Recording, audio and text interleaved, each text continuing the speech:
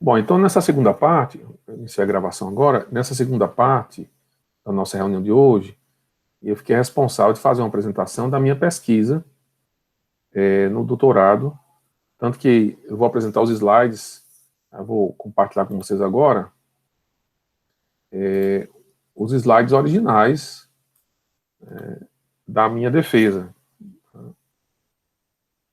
Vai estar apresentando. Ficou bem para vocês aí?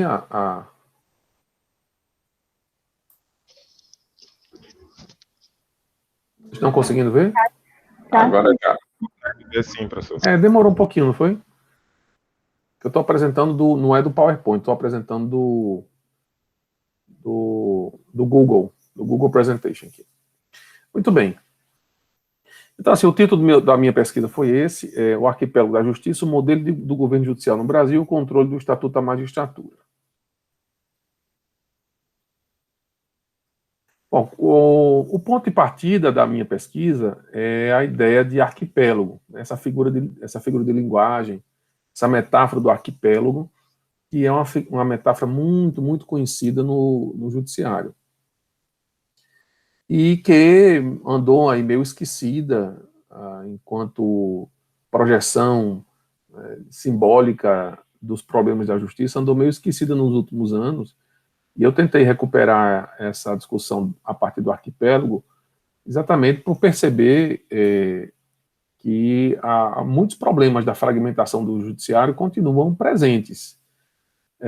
Então, a minha pergunta era justamente essa, assim, se do ponto de vista do governo da justiça, a gente pode falar de um governo minimamente coeso, ou razoavelmente homogêneo, na medida em que essa ideia de arquipélago contrasta com uma outra ideia, que é a ideia de unidade do Poder Judiciário.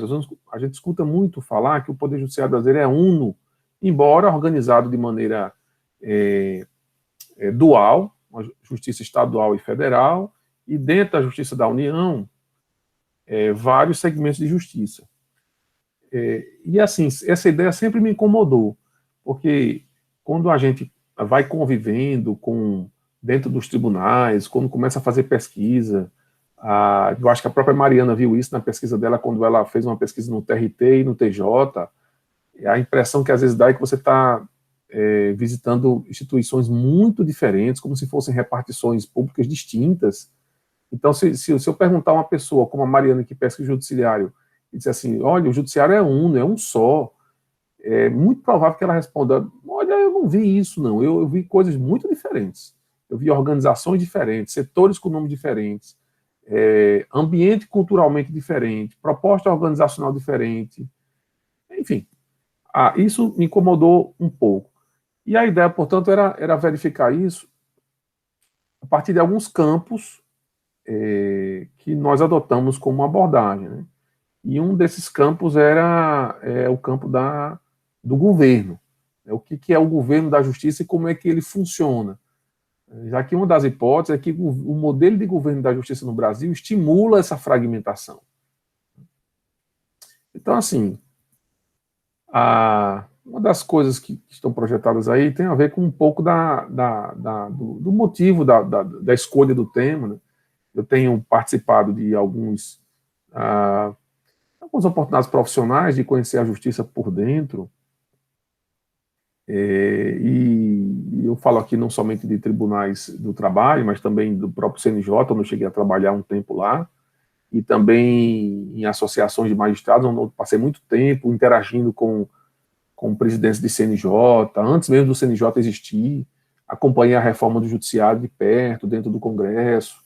Então, assim, de certa forma, acabei sendo participante como observador de muitos desses movimentos de mudança, e assim, pude realmente ver como é difícil construir um judiciário único. E isso tem grandes impactos, por exemplo, quando você vai estudar, que é uma área do nosso grupo, vai estudar políticas públicas, porque as políticas públicas elas são projetadas para o judiciário inteiro, e muitas vezes vão encontrar terrenos muito diferentes para que essas políticas tenham lugar. E é por isso que, de alguma forma, as pesquisas mostram uma certa heterogeneidade de resultados dessas políticas, que é um campo importante de pesquisa também.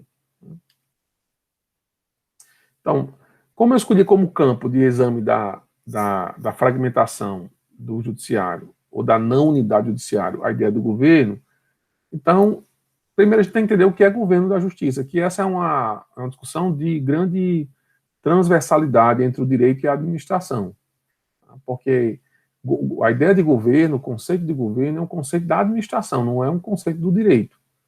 Como o direito se apropria disso, como o direito constitucional se apropria disso, tem muito a ver com a ideia de que governar é exercer poder. E toda discussão de poder é uma discussão, aqui poder político, claro, é uma discussão de direito constitucional. Então aqui é uma zona de contato entre o direito constitucional e o direito administrativo, né, e a própria ciência da administração.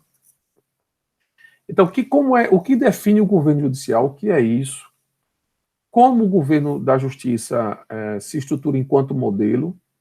E aí, não faria muito sentido uma pesquisa que fosse meramente conceitual. Aqui eu estou tentando dar umas notas metodológicas para que vocês tentem entender como a gente montou o plano da pesquisa.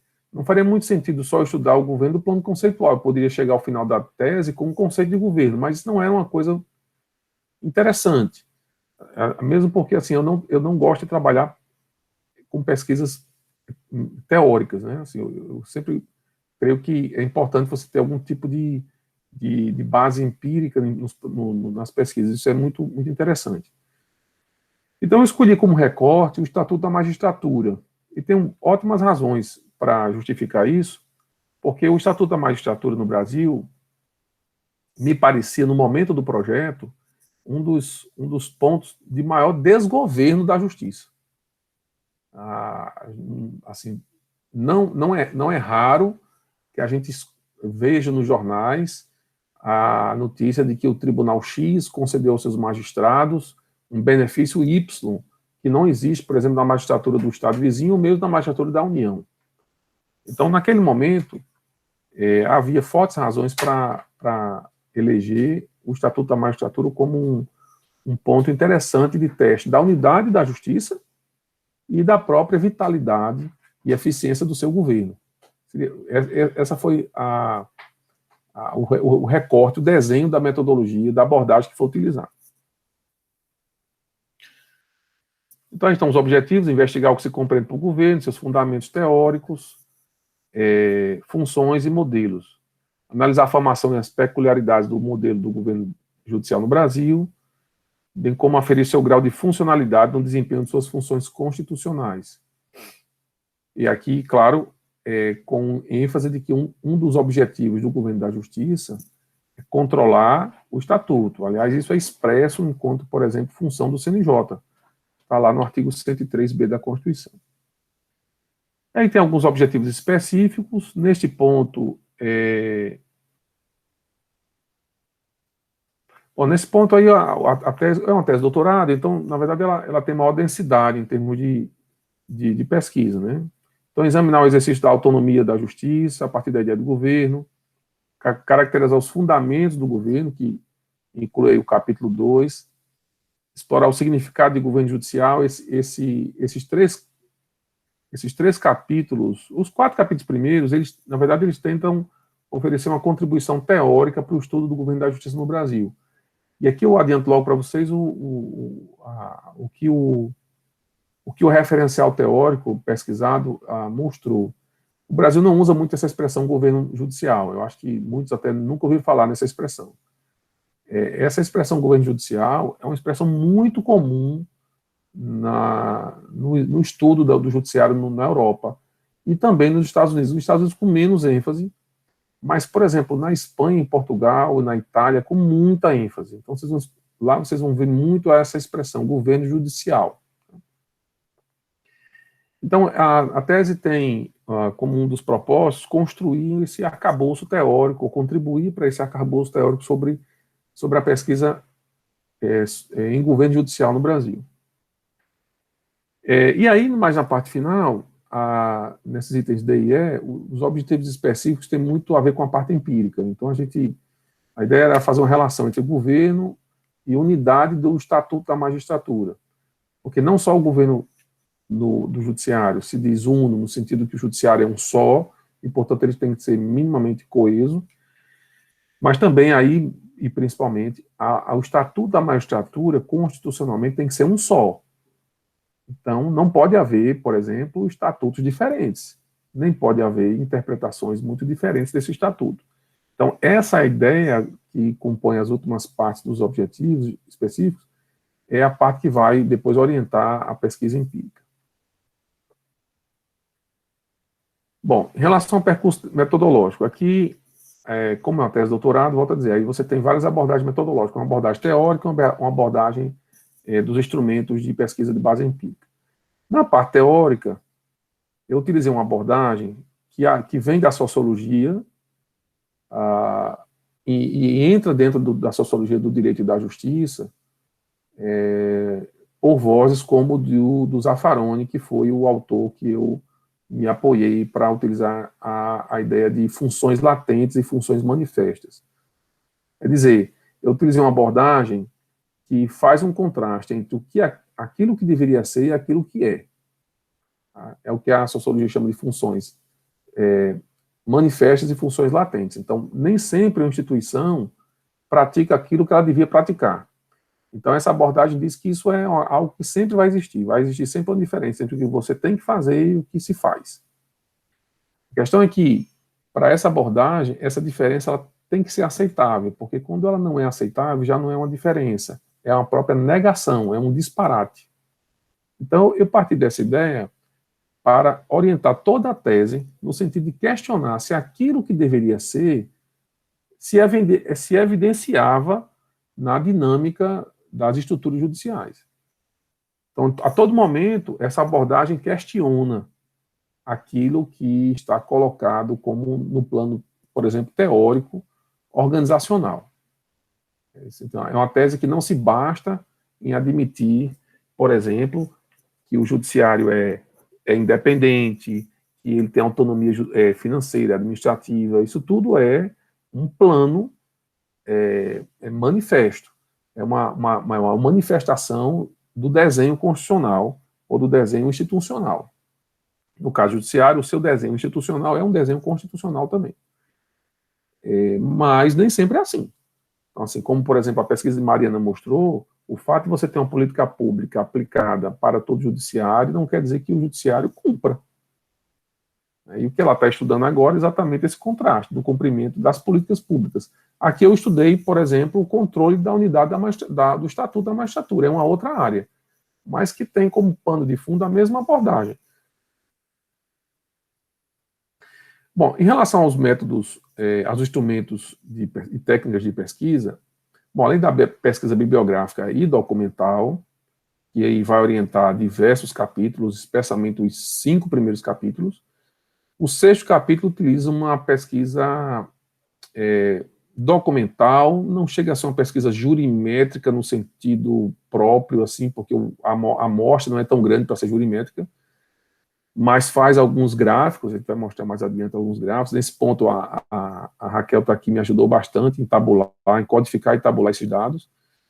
Mas nessa fase final, nós levantamos aí as decisões do Supremo Tribunal Federal, escolhemos o Supremo, porque o Supremo dá a última palavra em termos de constitucionalidade das leis, e estudamos as decisões que tinham a ver com a unidade do Estatuto da Magistratura, para verificar se, primeiro, o que o Supremo entende por unidade, segundo, o que pode ser objeto ou não de deliberação pelos tribunais estaduais, por exemplo, que foi o nosso foco aqui, e daqui a pouco eu vou explicar por quê, e, finalmente, qual é o resultado do controle que o tribunal fez contra a constitucionalidade de leis ou regulamentos estaduais sobre o Estatuto da Magistratura. Então, para isso, a gente utilizou a ferramenta de busca do Supremo, com argumento de busca, e aí já está dito, né, que foram 871 achados que foram examinados, sendo que dos 871 a gente só considerou achado de pesquisa mesmo 126, porque se faz aquela primeira depuração entre o que vem e depois o que a análise qualitativa desse material acaba selecionando. Então, indiquei para vocês aí os referenciais metodológicos, né, além do Antônio Carlos e outros autores. Bom, e por que a justiça estadual? Né? Aqui houve um recorte, aqui eu estou justificando um recorte. Primeiro porque um dos grandes problemas da unidade da justiça no Brasil é a opção por duas justiças, uma estadual e uma federal. Essa opção, a pesquisa, ao longo da tese, foi muito interessante a pesquisa histórica e me surpreendeu profundamente como a gente acredita que como as coisas funcionam. Né? A motivação do modelo republicano de adotar duas justiças é um motivo que a gente sempre acreditou que era uma cópia, vamos copiar os Estados Unidos, mas havia todo um caldo aqui já produzido no pensamento político constitucional em torno da dualidade. E a tese avalia de forma bastante crítica essa opção, e depois nós percebemos que essa é uma opção que vem sendo debatida em todos os processos constituintes, inclusive de 88 também. A Constituinte debateu se era para continuar ou não com a dualidade de justiça. Mas por que nós optamos pela estadual, justiça estadual? Por uma razão, digamos assim, de mau interesse de pesquisa. Porque a justiça estadual é autorizada pela Constituição brasileira a se organizar com o apoio do legislativo e do executivo locais. Então, assim, diferente da União, que tem menos... Quer dizer, um tribunal da União, ele não pode se organizar localmente, ele só pode se organizar com o apoio da União. Então, a justiça da União, elas tendem a ser mais uniformes. A justiça estadual, ela tem autorização para propor leis de organização judiciária locais. Então, a pesquisa exploratória que foi desenvolvida no projeto identificou que esse era um dos grandes problemas da unidade do Estatuto, essa liberdade de organização local. E os tribunais acabavam intencionalmente, evidente, avançando nessa liberdade de se auto-organizar para temas que seriam temas, em tese, próprios de lei nacional, como o Estatuto, a Lei Orgânica da Magistratura é uma lei nacional. Então, ela não podia ser, essa matéria de Estatuto não pode ser disposta em leis locais. Então, o plano da tese são 6 capítulos. Né? O primeiro capítulo é um capítulo, assim, o título diz que é Explorando o Arquipélago, mas ele é bem exploratório mesmo, assim, é um capítulo que tende a mostrar que o judiciário, assim, por sua natureza, já tem muita dificuldade de ser coeso, pela própria forma como o Poder Judiciário é dividido entre seus juízes. Então, são muitos juízes, são milhares de juízes, cada um com sua independência funcional. Isso é um desafio para qualquer organização, trazer coesão e homogeneidade numa instituição em que praticamente todos os atores importantes são independentes. Então, assim, quem trabalha com administração já imagina a dificuldade de você trazer coesão numa instituição em que há muita independência funcional. O segundo capítulo também é muito teórico, a ideia é de buscar entender como é que o judiciário conquistou essa autonomia, e no regime de 88 é muito grande, porque essa autonomia é um dos fundamentos desse insulamento do judiciário. O judiciário ele tem uma blindagem muito grande em relação aos demais poderes e os tribunais entre si, muito autônomos. No terceiro capítulo, esse é um capítulo que merece realmente maior desenvolvimento no futuro, porque ele é um capítulo que ficou assim, muito contido pelo tamanho da tese. Essa tese já tem quase 600 páginas, então eu não pude aprofundar muito esse capítulo 3, mas esse capítulo tenta compreender os modelos judiciais do mundo e o brasileiro. E chega à conclusão que o modelo brasileiro é um modelo único, nenhum modelo conhecido é como o brasileiro. Tá? De grande autonomia dos tribunais, autonomia para formular regimentos internos, cuidar do seu orçamento, e outra coisa, o Brasil adotou o sistema do Conselho Nacional de Justiça. Né? Onde existe conselho, os tribunais não são autônomos. Quem faz a gestão do judiciário é o conselho. E o Brasil adotou um conselho como uma instância, assim, meio que de fiscalização a posteriori. mas o Conselho ele não e de políticas públicas, de planejamento e políticas públicas, mas o Conselho ele não faz a gestão do judiciário, como faz, por exemplo, o Conselho português, o Conselho italiano, o Conselho espanhol. Esses conselhos fazem tudo, recrutam juízes, cuidam do orçamento, cuidam da parte de interação com o poder executivo. O Conselho Brasileiro não é assim.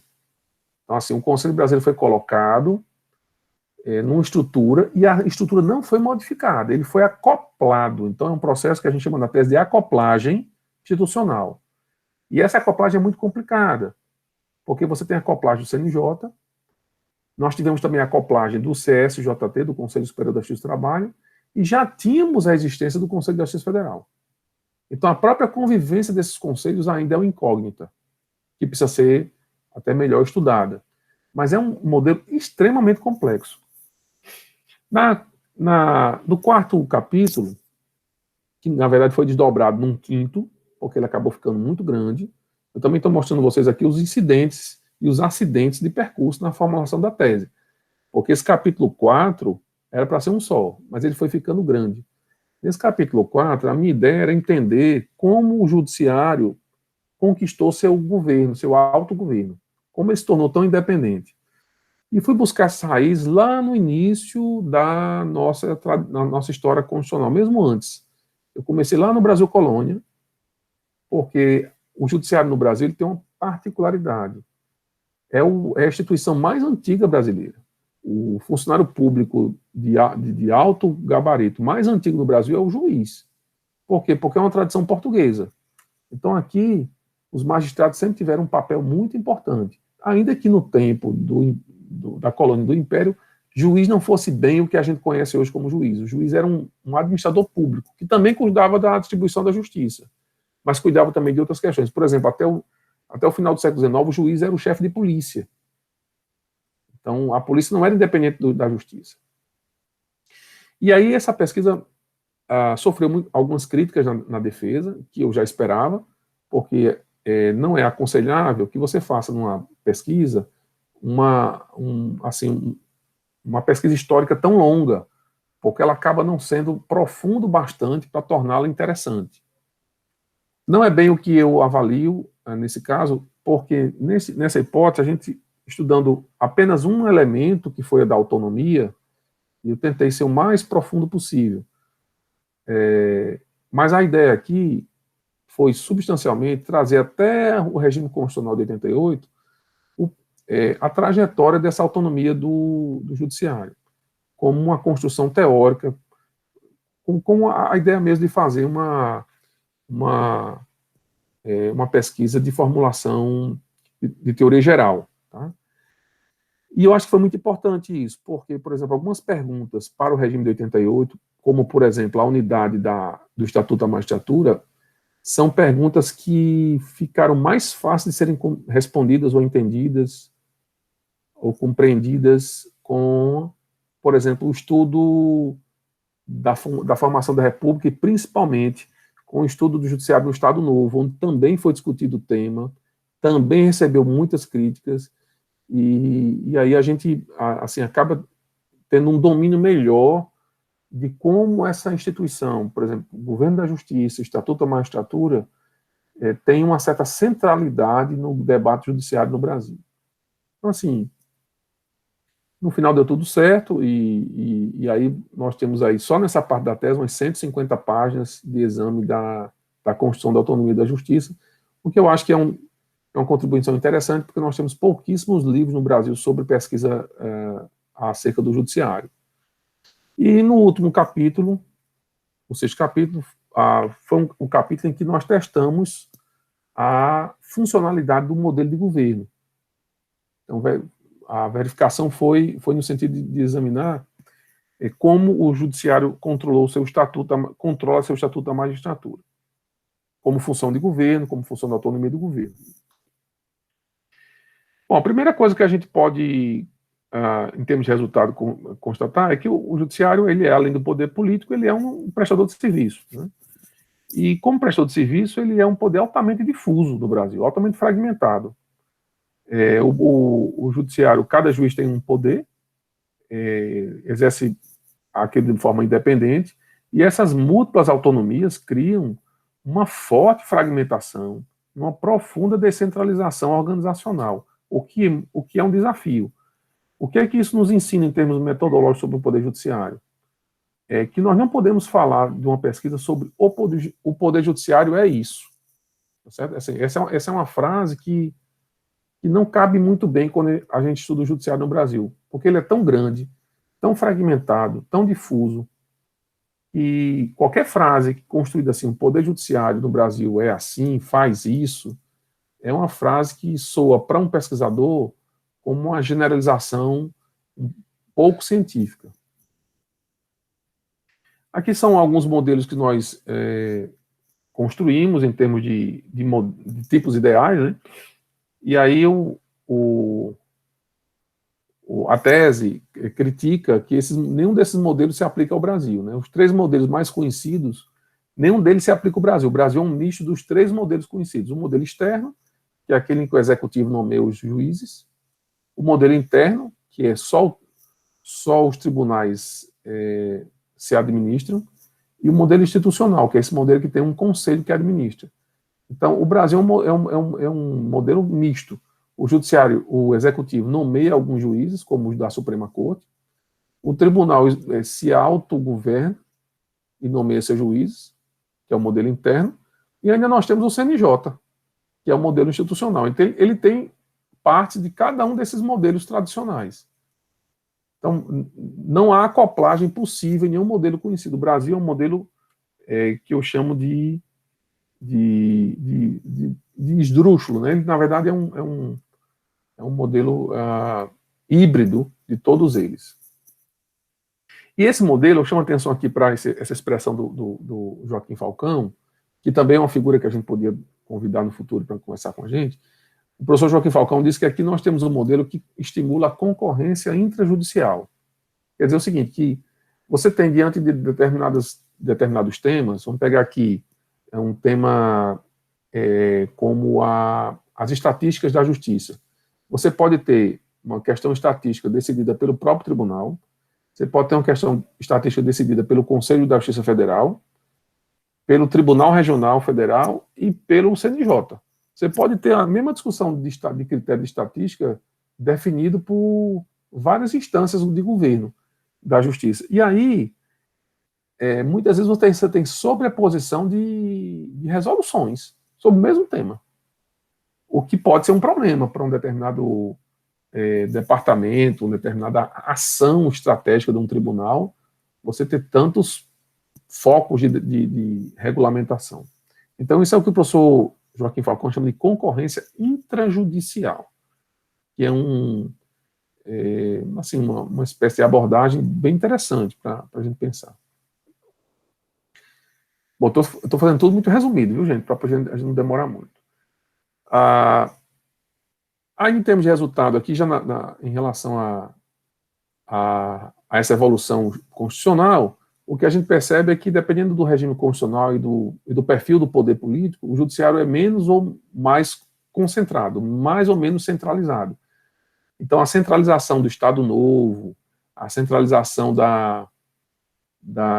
do regime de 64, deu lugar, por exemplo, no regime de 88, a um modelo muito descentralizado. Cada um dos 91 tribunais recebeu muita autonomia.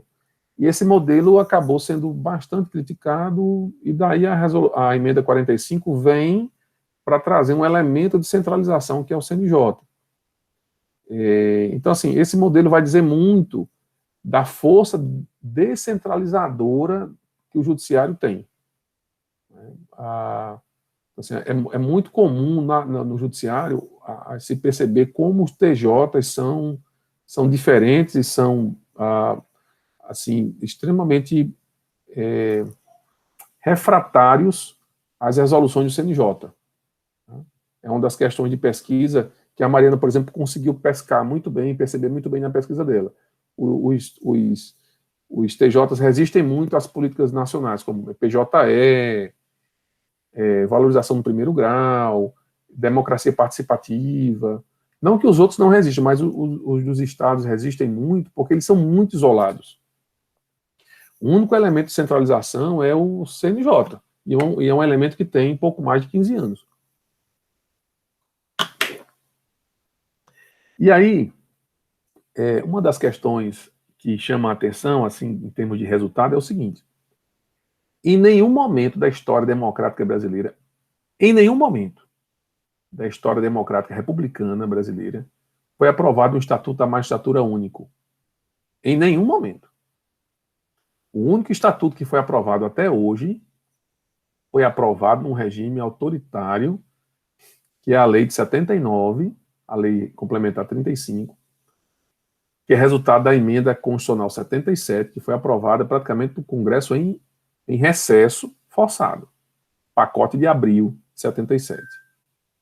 Então, assim, nós não temos sequer uma experiência democrática de um estatuto único, o que, na tese, é justificado com o argumento de que a descentralização do judiciário no modelo brasileiro, no modelo de governo judicial no Brasil, é uma força muito poderosa,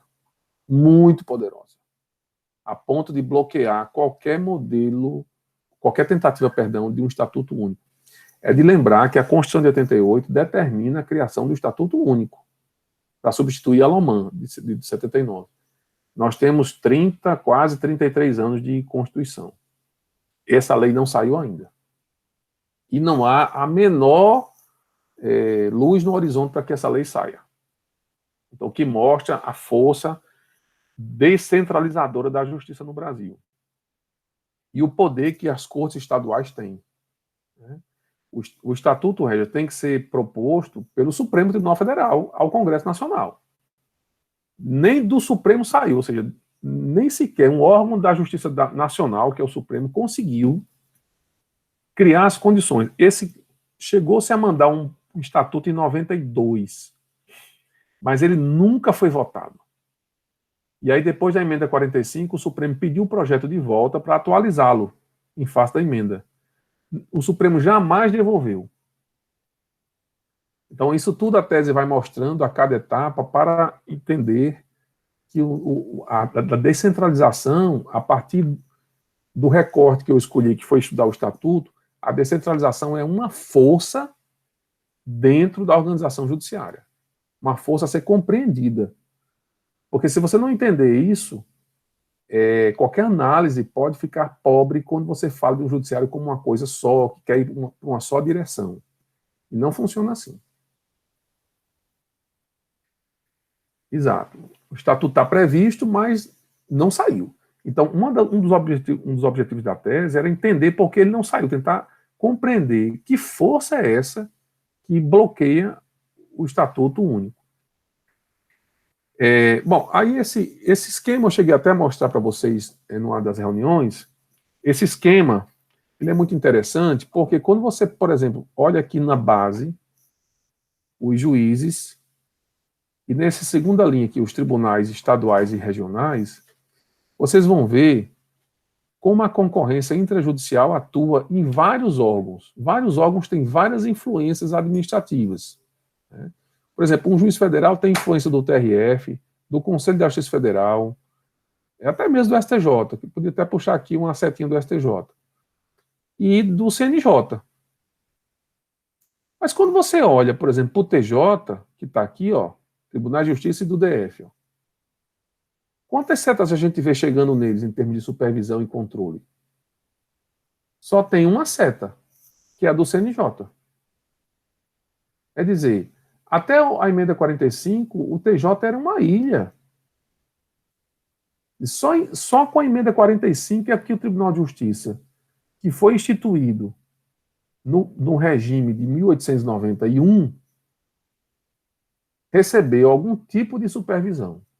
Até a emenda 45, os tribunais eram praticamente ilhas. A pergunta que a tese quer fazer é a seguinte: deixaram de ser integralmente? Essa discussão quando a gente usa o Estatuto da Magistratura.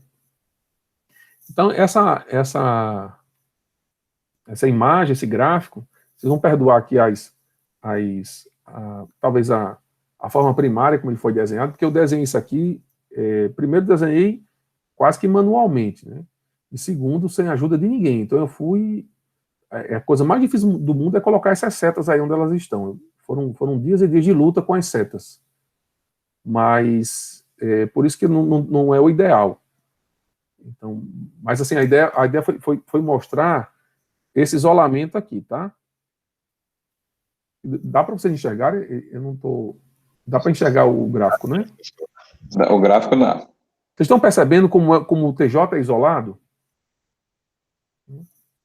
Bom, aqui, vou até abrir um parênteses, que é o seguinte, essa relação do TJ com o judiciário, com os poderes locais, tem sido estudado por outros pesquisadores, tá? Tem uma pesquisadora de São Paulo, depois eu posso passar a referência para vocês, que escreveu uma tese muito interessante, assim, da profunda integração que o TJ de São Paulo tem com o poder executivo e o poder legislativo locais.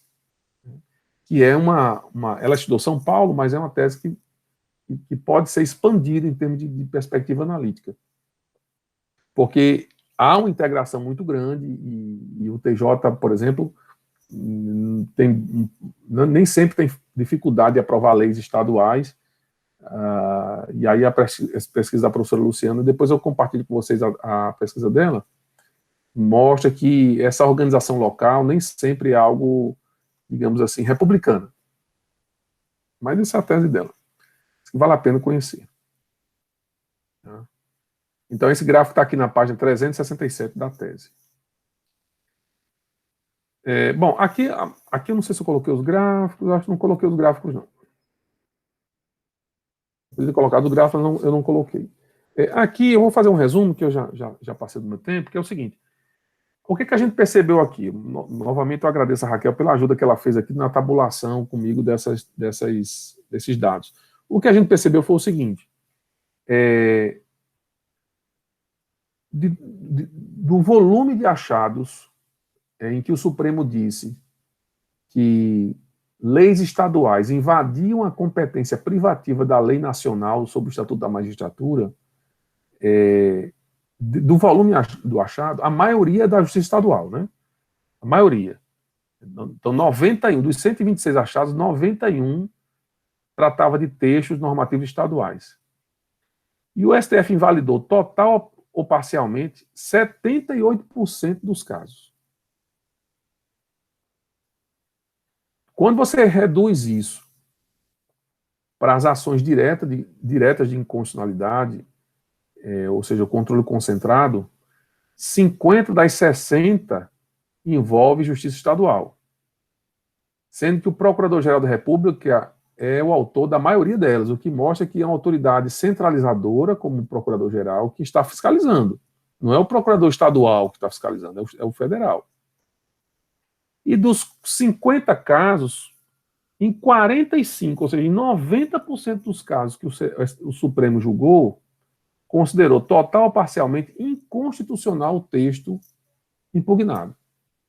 Em outras palavras, o que chegou no Supremo discutindo a validade de leis estaduais sobre o Estatuto da Magistratura, a maior parte dessas impugnações tem a ver com texto de TJs, de leis estaduais sobre o judiciário estadual. E se você isolar somente as ações de inconstitucionalidade, as ações de controle concentrado, aqui é basicamente ADIs, ações declaratórias de inconstitucionalidade. Se você isolar só essa variável, você encontra 90% dos casos invalidação total ou parcial do texto, o que mostra que os TJs têm invadido frequentemente o domínio da lei estadual. Esse é um dado que reforça a ideia de não coesão, de fragmentação, de falta de homogeneidade. Por quê? Porque os TJs usam o suprerrogativo de organização judiciária para organizar, na realidade, sua magistratura, fazendo com que sua magistratura seja uma magistratura diferente da nacional, o que não pode. E aí, gente, é interessantíssimo perceber como a gente se surpreendeu na pesquisa. A pesquisa, na verdade, eu tinha até a ideia de fazer uma pesquisa documental mais robusta, examinando todas as leis de organização, todas as lojas, como, Leandro, nós fizemos naquela pesquisa para definir um tipo ideal de organização de comarca. Uhum. Mas não precisou. Eu não precisei chegar lá, porque em cada estado que eu pesquisava aparecia esse tipo de situação, o que tornaria a tese extremamente mais longa ainda. O que eu fiz? Eu peguei alguns exemplos por amostragem. Por exemplo, vamos ver aqui essa situação de Santa Catarina. Santa Catarina aprovou em 2006, portanto, depois do CNJ existir, desculpa, Santa Catarina aprovou uma lei chamada Estatuto da Magistratura do Estado de Santa Catarina. Uma lei que jamais poderia existir, porque pela Constituição só pode haver um estatuto. E, no entanto, essa lei existe. E quantas impugnações há no Supremo contra essa lei? Nenhuma. Ninguém impugnou essa lei até hoje. O Rio de Janeiro tem uma lei que não tem o nome de estatuto, ela é chamada Lei dos Fatos Funcionais, mas que na substância é um estatuto. Essa lei está impugnada no Supremo pelo Procurador-Geral da República, com um voto do relator, ministro Aires Brito, proferido em junho de 2012. Nós estamos com 9 anos de vista deste processo no gabinete do ministro-presidente, atual presidente do STF. A lei nunca, esse processo jamais voltou para a pauta. E há uma lei, que é o Estatuto da Magistratura do Rio Grande do Sul, que é de 75, que é anterior à LOMAN, e que está vigente até hoje no Rio Grande do Sul, com várias atualizações, que também é uma lei que não poderia mais existir, porque ela deixou de ser recepcionada em 79, quando foi editada a Lei Orgânica de 79. Então, são 3 exemplos apenas para que vocês tenham uma ideia de que, na realidade, o Estatuto Único, tão, digamos assim, mencionado nos manuais de direito constitucional, ele simplesmente não existe. A tese mostra que esse Estatuto Único não existe.